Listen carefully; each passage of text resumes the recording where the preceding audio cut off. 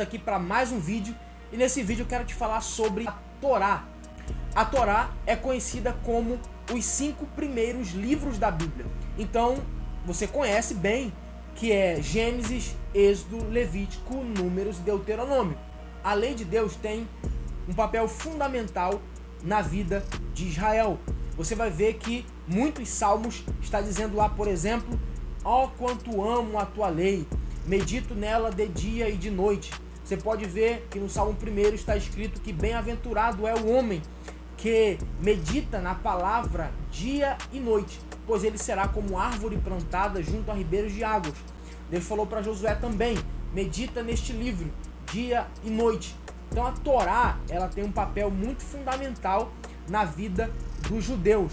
Tem um papel tão fundamental que o próprio Deus instruiu o povo de Israel para que quando eles estivessem com seus filhos, eles caminhassem falando da Torá, voltassem para casa falando da Torá, quando fossem dormir, falassem da Torá, porque a Torá vai nos direcionar, as leis de Deus, os princípios de Deus, que vai fazer com que nós tenhamos vida plena e vida em abundância. Então a Torá, ela tem, como eu disse, um papel fundamental na vida daquele que é temente a Deus, na vida de quem quer de fato seguir os princípios e os ensinamentos de Deus. Só que esse livro foram todos escritos em hebraico, esses 5 livros foram escritos em hebraico. E na nossa Bíblia está em português.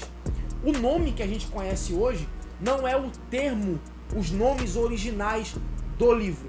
Eu quero te falar sobre os nomes originais desses 5 primeiros livros para que você anote aí e tenha a compreensão destes 5 livros da Bíblia no seu idioma original. Então vamos lá. O primeiro livro que a gente conhece é o livro de Gênesis. O livro de Gênesis quer dizer origem no termo grego, mas no termo original o nome é Bereshit, e Bereshit quer dizer no princípio, porque este livro faz menção do princípio de todas as coisas, a criação dos céus, da terra, do homem, dos animais, de tudo aquilo que Deus criou. Então, no princípio é o nome deste livro originalmente falando. O segundo livro que a gente conhece como Êxodo, que na versão grega a gente conhece como saída, significa saída, o nome original não é saída. O nome original é Shemot. Shemot quer dizer nomes, ou propriamente dito, o termo em hebraico é Ve'ele Shemot, que significa e estes são os nomes, porque relata a entrada dos filhos de Israel no Egito. Então, o nome original do livro é e estes são os nomes. O terceiro livro que a gente conhece como Levítico, no seu termo grego, ele faz menção às leis que Deus deu aos levitas.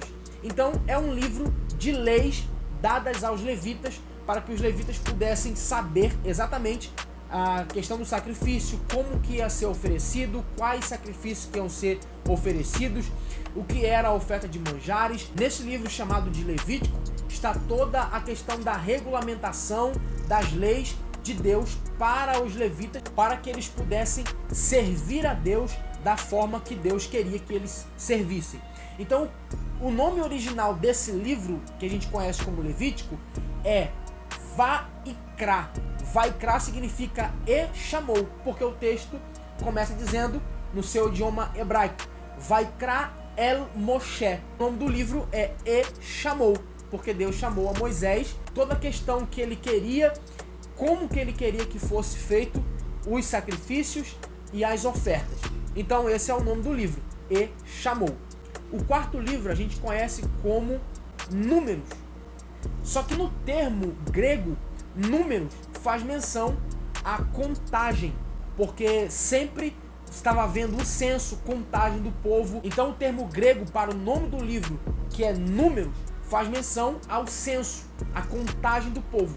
Só que o nome no original é Bamidbar, quer dizer no deserto. Por quê? Porque faz menção toda a trajetória do povo de Israel que eles tiveram no deserto. Então o propósito do livro é contar a história do povo no período em que eles estavam ali no deserto. E o quinto livro, o último livro da lei da Torá, é chamado de Deuteronômio. E Deuteronômio significa repetição da lei. No grego significa repetição da lei.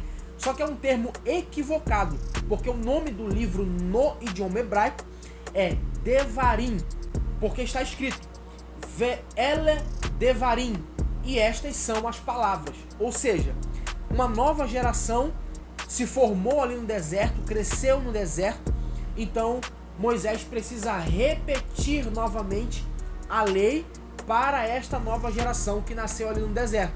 Daí o termo Devarim, repetição ou palavras, tá? Devarim significa palavras, porque fala da repetição das palavras, da lei de Deus para esta nova geração, ok?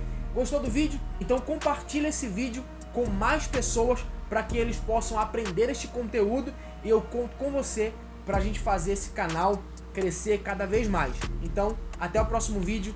Um abraço.